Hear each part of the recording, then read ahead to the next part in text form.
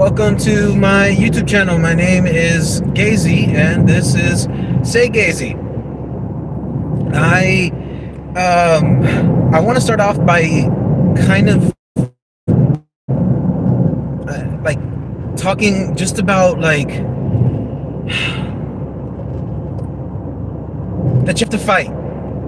I forget what I titled my live stream. I just forget. I said fight. Something fight. That you have to fight, I think I said. But you have to. What I mean by that is you have to have a reaction.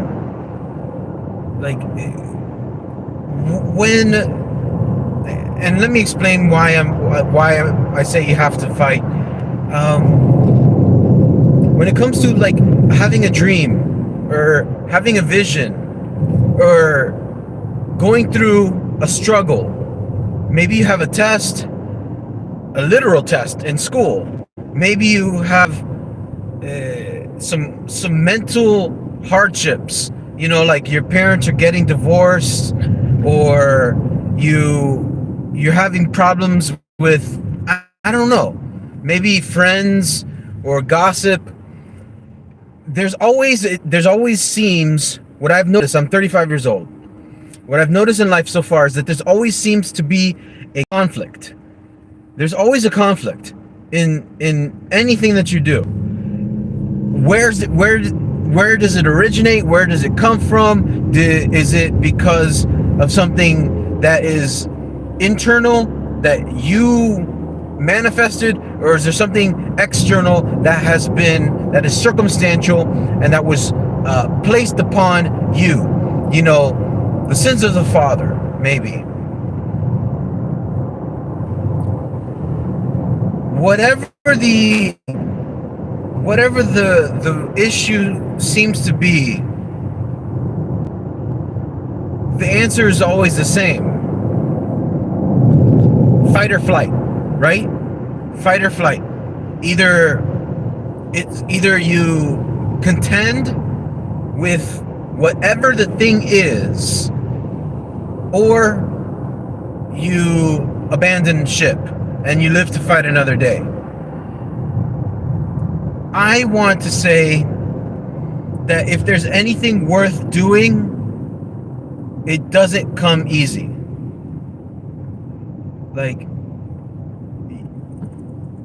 I've known people who, when it comes to losing weight, guess what you have to do? You have to take control. You have to take control. And people are like, oh, I'm just going to go to the gym. That's not enough. Oh, I'm just going to eat healthy. That's not enough. Oh, I'm just going to walk more. That's not enough. And it's only through trial by error that you begin to see that, whoa, it isn't enough. Well, maybe I'll go on a diet. That's not enough. There is always, you have to trim the fat back, until you get to the center, until you get to the point of the true motivation that you need to contend this thing. So this is a huge problem that I notice with myself, that when it comes to having to fight, for me, I have a dream. I want to go around the world, and this is my dream. I want to go around the world and teach English by using the Bible. That's what I want to do. It's something that I believe in. I believe that the Bible is a text that cannot be compared to any other text in history. Now, you might think that's spiritual. You might not. You might think that's Christian missions. That's colonialism, sexual colonialism. Paint it whatever you want. Say whatever you want. The Bible is the most printed book of all time. You will say, oh, well, Harry Potter. No. Don't even come at me with that. Because guess what? Harry Potter is going to stop being printed as much as it has been. And all your favorite books. The Bible is the most printed, the most copied book. And when I say copied, I'm not... People like to denigrate the idea of copies. But they don't understand the vernacular history of copies. It doesn't mean that it is a falsified text. It literally is someone grabbed all of these documents, the Greek, the Septuagint, the Old Testament in Greek, the Old Testament in Hebrew. Someone grabbed Paul's letters. They found copies of Paul's letter. Paul said to the early Christian church, and this isn't Christian, I'm talking about history. Paul told the people of Corinth, I send you 2 letters. Take those letters, copy them, and then send the originals to Rome. And then the Romans will send the letter that I made for them to you. And when you receive that, copy that, and then send that to the church in Galatia. And that's how Paul's letters and Peter's letters circulated, because the early church would copy them. Do you see? It's not this condescended idea of copying the way people like to accept. Oh, what about the misinterpretations? Oh, about the... Look, there was a time in history when it was a job, a scribe. A scribe would literally painstakingly write down, meticulously write everything down as it was. That was their job. Now imagine someone writing with the fear of their faith down. Do you really think that the person who is painstakingly writing something with a holy fear would purposely make a mistake? Then if they did, guess what? They would be a hypocrite according to their faith, and they're risking hellfire according to their faith. All that being said, I believe that the Bible is a text, since it's been translated. These aren't some random people that are just grabbing the Bible. There are paraphrases. There are word-for-word translations. It's not a bastardization of a text. It's for people to understand, because human capacity has changed. It changes over time. The ability to understand. So when you look at the ability to understand, perhaps you start off with the Bible that is paraphrased, but then you get into a Bible that is more text-based, that is more word-for-word translation. And then you might want to go, and all these texts still exist, where you can read the Greek, and you can read the Hebrew, and the Aramaic. You can read direct translations from that. Amazing, right? When you consider the importance of and the art of translation, it's not being done by flat earther Joe. Do you know what I'm saying? It's being done by people who have studied ancient Aramaic, ancient Hebrew, which is not the same as modern day Hebrew. Totally different. When people are studying these languages, they aren't some random individual. These are highly educated people who are constructing and entering into debate about the validity of a certain word and the interpretation and the definitions that surround that word. In everything, they ought to be applauded. Now you look at Harry Potter. Now you look at Twilight. Now you look at any contemporary book. Margaret Atwood's The Wives. The Wives. That I'm sorry. I'm forgetting. It's like the something Wives. Pardon me. But Margaret Atwood's book. There's only one way to translate that. I mean, Spanish to English, linguistically, you can't really make a paraphrase of that. You probably could. There were many books when I was growing up. I remember you had The Count of Monte Cristo, but I remember reading a children's version of The Count of Monte Cristo. And Family Robinson. I remember this was Family Robinson. Not the actual written text, but the children's version of the story. I remember it. I read it. I think I read it, but I remember it. Case in point, my dream is that I believe that you can learn how to read using the Bible. And you can learn new languages by comparing Bibles in different languages. Because I did that when I was a kid. Now, like, I learned Spanish by bringing my English Bible and then following along, listening to the preacher, listening to the songs in Spanish, and adapting the words. My mother spoke always Spanish. She always spoke Spanish. My father spoke English more than Spanish, but he was able to speak Spanish. He was a Costa Rican national. And I'm saying this is my goal. This is my belief in my dream. I have to fight for it. Right now, I am going into my 3rd class for my master's degree in TESOL, teaching English to speakers of other languages. That is my master's degree. My bachelor's degree was English literature. It has not been easy for me. I've had many sleepless nights, I've had many deadlines. I've had so much self-pressure placed on my own shoulders when I'm writing my book, when I'm writing my essays. I've written so many essays on so many different topics. Let me tell you, I've written essays on slavery from Frederick Douglass and Olaudah Equiano and Harriet Jacobs. I've written essays on science fiction. I've written essays on Jane Austen. I've written essays on John Milton. I've written so many essays. I've saved a nice handful.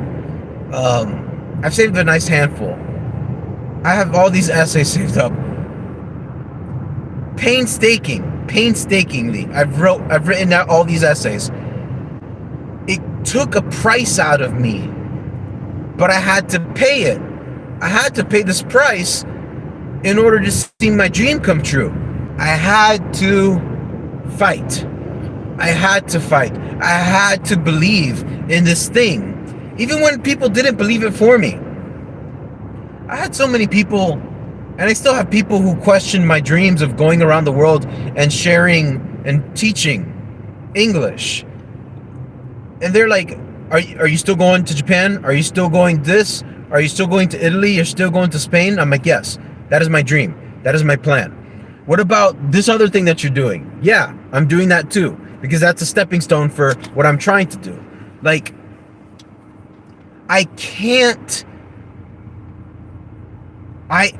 when you have a dream, you have to plan towards it. It just doesn't happen all of a sudden. You have to make sacrifices and actually put benchmark goals towards it. And I'm saying you gotta fight. You have to fight, because no one's gonna fight for you. No one's gonna care to fight for you. If anything, you're gonna have people who doubt you and say, oh, that's not possible. It's like, for you, but I'm not gonna let you tell me it's not. And if it's not, I'm going to find out. I don't need you to tell me. You've never tried to figure it out. Like, you don't have a hat in what's the expression? You don't have a hat in this race. You don't have any stakes in this. I have stakes.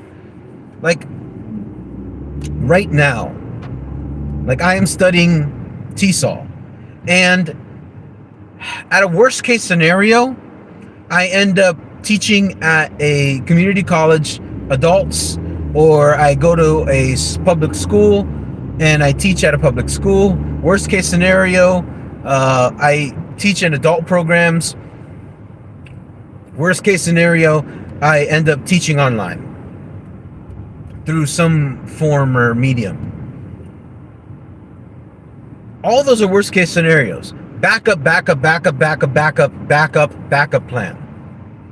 But let me tell you, I'm still going to push towards my dream. I have to. I heard Jordan Peterson, and I love Jordan Peterson. I read 12 Rules for Life, and I love it. And what he says is that I have a responsibility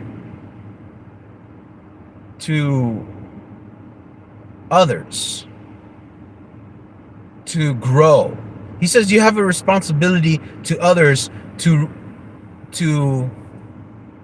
achieve self-actualization. That thing that I have inside of me, I owe it to the world to give fruit of that thing. Whatever it is that you do, it's like you owe it to others, because you don't know how wonderful it would be for someone to see what you're doing and to find inspiration. Right now, I've been getting thousands of views on my workout routines, or at least my workout videos. I'll put up like a 15-second, 10-second video on Instagram, and I've been getting thousands of views. And people have been very positive and very nice. And I appreciate that. And you got to think about it. I'm not a small guy. I'm a big dude. I fluctuate around 235 to, I fluctuate from like 233, 235, 237. I've been up and down, up and down. Body mass index as opposed to weight. Like, so I'm trying to lean myself towards body mass index. I've been gaining muscle, but muscle is weight. Muscle's not fat, but muscle is weight. So when I hop on the scale, that's why I like to lean on BMI, body mass index. But I always click on the pictures of people who leave me comments and likes, and I see that these people, most of them are like not fit. They're not fit. They're not like Herculean physique, but they will say, great job, you're doing great, dude, kill it, get after it, bro. So much positivity. And when I think about what I'm doing, what I am doing, it's giving them a reaction. Their reaction is one of inspiration and hope. Perhaps if I can get one person to look at my videos and to find hope, to do one push-up,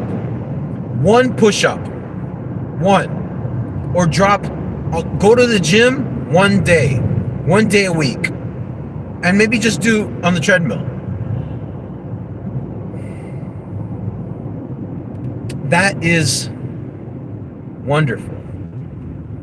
And I owe it not only to myself, but to others to bring about a change in myself. I really like that. I really like that when Jordan Peterson said that. And so I am very happy about the fight. And so when I look at the need to fight, I'm brought to this story in the Bible about Jacob. And Jacob, one day he saw a man and he wrestled with that man all night. This man, like, I don't know if he antagonized him or not, but Jacob was threatened, something happened, and Jacob wrestled him. And it was only when the sun started to rise that the man was like, let me go. And Jacob said, I won't let you go, not until you bless me. At some point in the fight, Jacob realized the person he is fighting is not an average individual. That this person who he fought touched the inside of his thigh and dislocated his leg. So he was affected. His gait, his walk was affected. I'll touch on that later.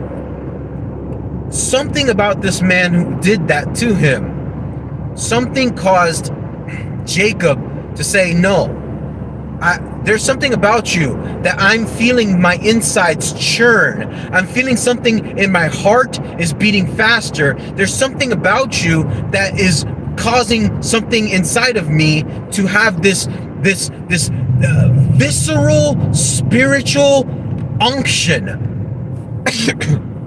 I need something from you. I need you to bless me. And he did. And that man was Jesus. A Christophany. Because the Bible called him the angel of the Lord. And the title angel of the Lord is exclusive because the only angels that were ever worshipped in the Old Testament was one, the angel of the Lord. Angels don't receive worship according to the biblical Christian faith. They don't receive worship. Angels don't want you to worship them. They don't. Michael didn't want you to worship him. The angel Gabriel that appeared, he never wanted worship. He said, don't do that. We are co-laborers, he said to John. There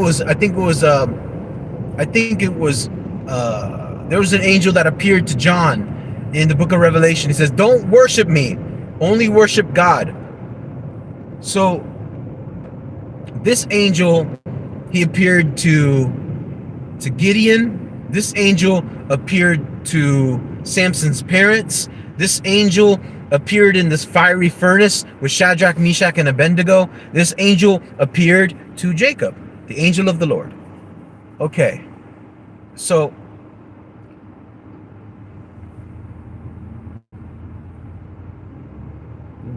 in that struggle, Jacob recognized something about himself. It's something that now that I'm going to the gym and now that I've become more cognizant and I've been applying scripture more in my life, I'm beginning to see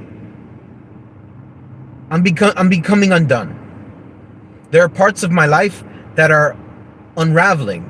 And I made a lot of jokes to my family today about the demons that I face when I go to the gym. When I see the manifestation of my bad habits, my sleeping bad habits, my eating bad habits, all of my bad habits, all of them come to they rise to the top. All of them rise to the top when I'm at the gym or when I'm placed in a I got disconnected but unconnected. Awesome. There are people who are considering bad things. Throw them in the middle of the ocean and you see how their bodies fight to stay alive. Their heart might be, oh, I'm so sad, oh, I'm so depressed. But when you put them in the fiery furnace, when you put them down. I was on my way to the gym. It was like 3 a.m. and I'm just listening to a soundtrack. I'm listening to Linkin Park, Chester Bennington. Oh, okay. I'm back live. Yeah, this place where I'm at, total dead zone. Horrible signal here. And I'm trying to get home right now. But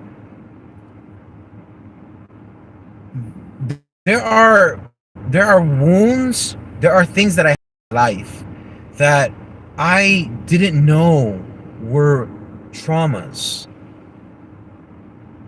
And there we go.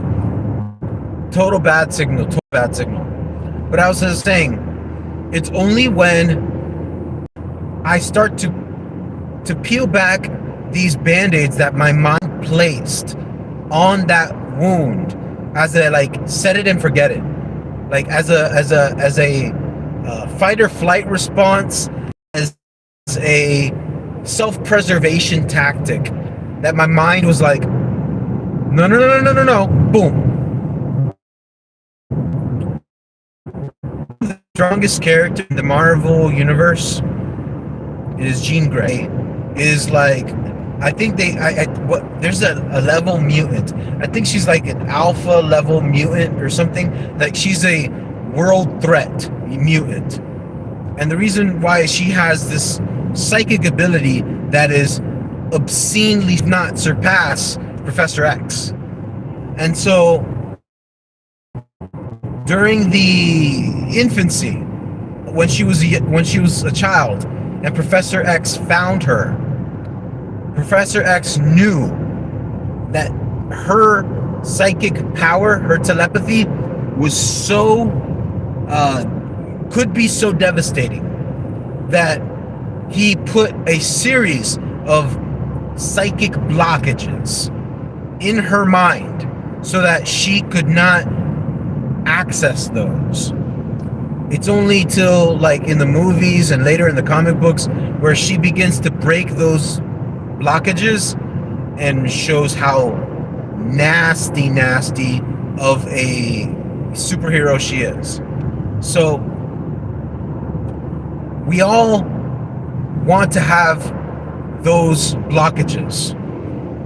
You don't want to remember. Your brain doesn't want you to remember that you were inappropriately touched as a child by a caregiver or a guardian. Your brain doesn't want you to remember your first love that broke your heart. Your brain doesn't want you to remember these things because these things are pain. These aren't easy pains. If I can explain it this way, I will say that it wasn't until 2 years ago, I was, I don't know what I was doing, but I began to think about my time back at college when I went for like one semester. And it hit me that the girl that I had a crush on and I dated and she broke my heart was my first love. Boy, I never thought, like, I had passion, I dated girls, I loved them, but this girl that I had in my life, she was my first love. I wondered often, I wondered why. I was like, why does it hurt so much that she was in my life and she did that and she left? Why? Because she was my first love. I hid that memory. I hid that truth, that axiom. I hid that. Where inside my brain, I don't know. But I hid it. And I hid it more than likely because I didn't have the resolve. Sometimes those moments in your life, and you will be like, I don't know what to do. I don't know what to expect. What am I? And you will get hit. Like, it's like a low blow because you'll be maybe riding a huge high. You graduated college. You got a great you aced an interview. I don't know, XYZ, blah, blah, blah. All of a sudden, this thing will come out of left field.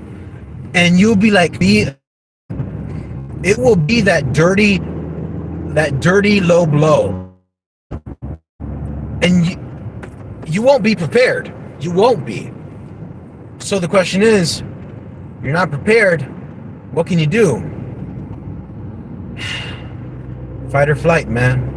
Fight or flight. Do you withstand? Do you withstand the pain? Do you run and try to figure something out? Or you try to regroup on another day until it.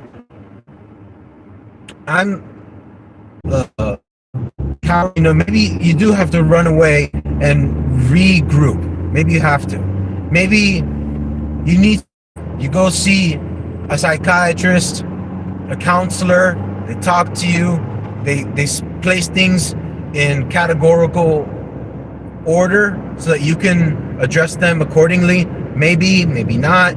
Maybe you go speak to a pastor, a priest, a rabbi. Maybe you talk to a teacher. Maybe you talk to your parents. Maybe you talk, whoever. You try to figure it out, right? You know? Or you face it. I'm not saying either or is what you should do. But I am saying there's a fight in either one. You know, one of the reasons why Muhammad Ali is one of the greatest fighters of all time is, I mean, everyone talks about Floyd Mayweather's defense. And Floyd Mayweather's defense was pretty impregnable. But look at Muhammad Ali, what he did to Frazier, Rumble in the Jungle. Trained, and that perhaps was his downfall. The rope-a-dope, taking medicine ball after medicine ball, boom, the stomach, boom, boom, boom, back and forth. He took those hits, you know what I'm saying? And people are like, why are you doing that? He's like, I got a plan. He wasn't wrong. He tired Frazier out. He outlasted him. And what happened, man? History. That's why he was great. Say what you want about the consequences of it. That's not the point. He was a warrior. And there are not many warriors. His plan, masterfully executed. Let me tell you something, man. You have to, if you're gonna fight, sooner or later, you gotta condition yourself. You gotta get prepared. One of the things I like about Goggins, David Goggins, I read his book, Can't Hurt Me. I recommend it to you. Can't Hurt Me is amazing. And in Can't Hurt Me, one of the things that David Goggins shares back and forth is mental toughness. That he went through so many traumas, so many abuses, so many hurdles that he had to jump. He used that to get towards his goal. And and this will close.